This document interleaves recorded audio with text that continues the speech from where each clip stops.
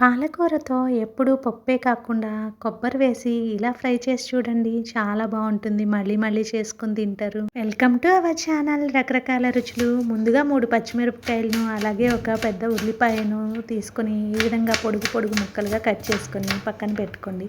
అలాగే ఒక 5, 6 వెల్లుల్లి రెబ్బలను తీసుకొని ఇలా చివర్లో కట్ చేసుకొని మధ్యలోకి సన్నగా కట్ చేసుకొని పెట్టుకోండి.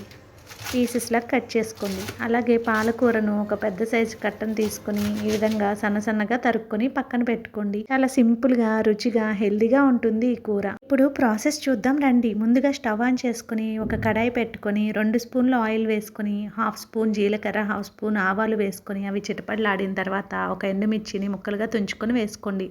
అలాగే ముందుగా కట్ చేసి పెట్టుకున్న వెల్లుల్లి రెబ్బలను కూడా వేయించుకొని తర్వాత ముందుగానే కట్ చేసి పెట్టుకున్న ఉల్లిపాయలను అలాగే పచ్చిమిరపకాయ ముక్కలను వేసుకోండి.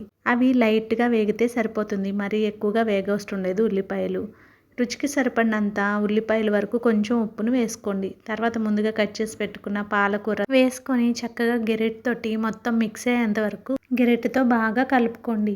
పాలకూరను మూత పెట్టి వేయించకండి. మూత పెట్టడం వలన కలర్ మారిపోతుంది పాలకూర త్వరగానే మగ్గిపోతుంది. అలాగే పాలకూరకు ఎక్కువ సాల్ట్ పట్టదు. ఆల్రెడీ ఇందాక వేసుకున్నాం కాబట్టి చూసుకొని కొంచెం ఉప్పు వేసుకోండి.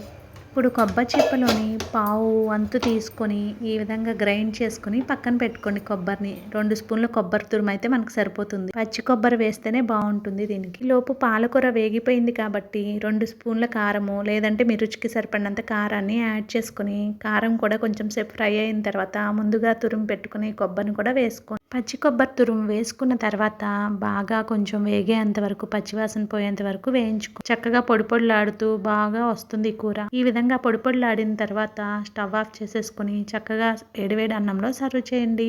పిల్లలు కూడా ఇష్టంగా తింటారు. మీకు కనుక నచ్చినట్లయితే మన ఛానల్ని సబ్స్క్రైబ్ చేసుకోండి. వీడియోకి లైక్ ఇవ్వడం మర్చిపోకండి. అలాగే ఈ రెసిపీస్ ఎవరైనా యూజ్ ఉన్న వారికి వీడియోని షేర్ చేయండి. తప్పకుండా ప్రిపేర్ చేసి ఎలా ఉంది అనేది కామెంట్ చేయండి.